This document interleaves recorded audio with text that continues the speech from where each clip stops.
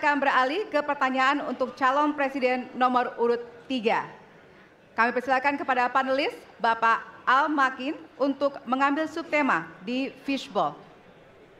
Kami persilakan kepada panelis.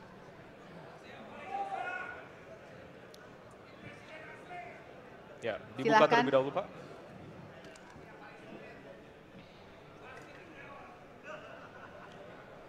Diperlihatkan kepada moderator dan hadirin pemerintahan dan peningkatan pelayanan publik.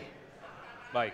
Dan selanjutnya kami persilakan kepada panelis Bapak Bayu Dwi Anggono untuk mengambil pertanyaan dari fishbowl. Kami persilakan, Pak.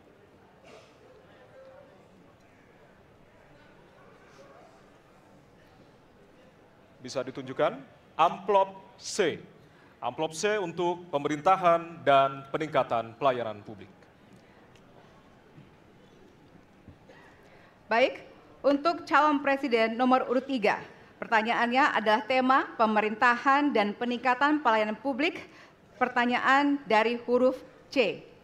Kita lihat bersama, Bapak Ibu sekalian, amplop juga masih disegel. Kita akan buka.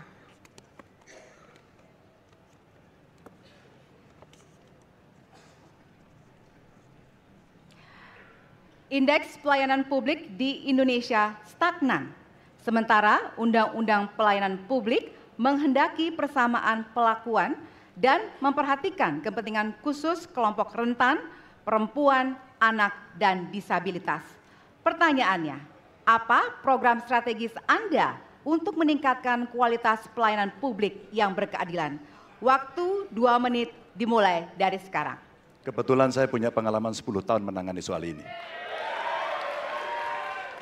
Mengajak mereka berpartisipasi sejak awal, satu, menghadirkan dalam setiap musrenbang kelompok perempuan, penyandang disabilitas, anak-anak, kelompok rentan yang lain termasuk orang tua. Kenapa? Agar pengambil keputusan mereka aware, mereka peduli apa yang mereka rasakan.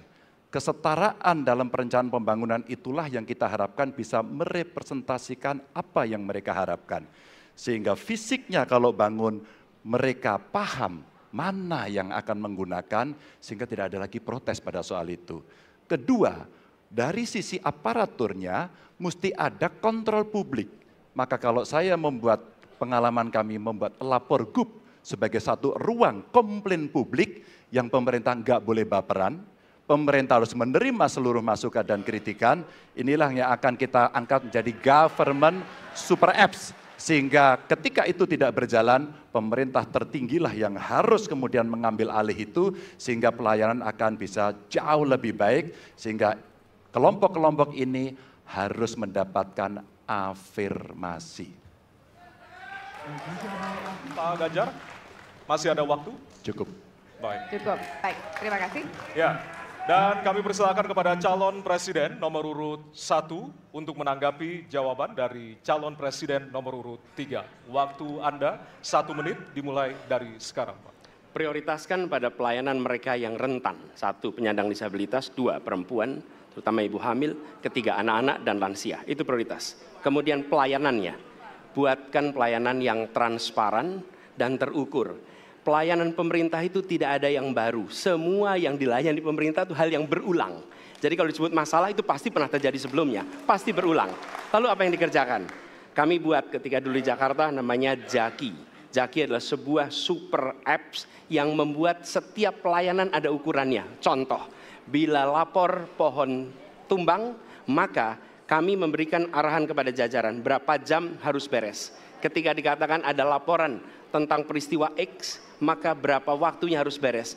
Semua ukuran pelayanan dibuat transparan. Lalu publik yang melapor tahu persis, saya lapor kapan, harus selesai kapan. Dengan begitu standarisasi akan bisa terjadi. Terima kasih.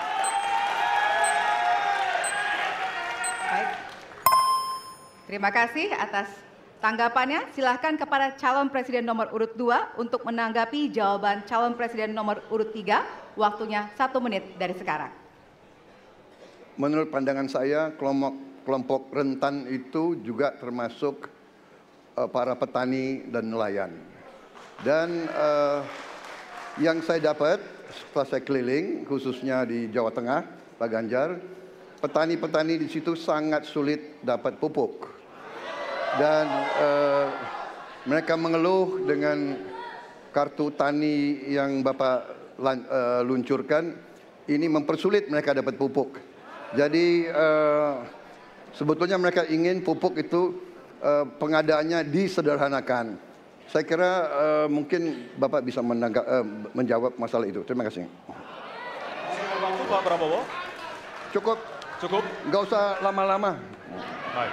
Baik, terima kasih.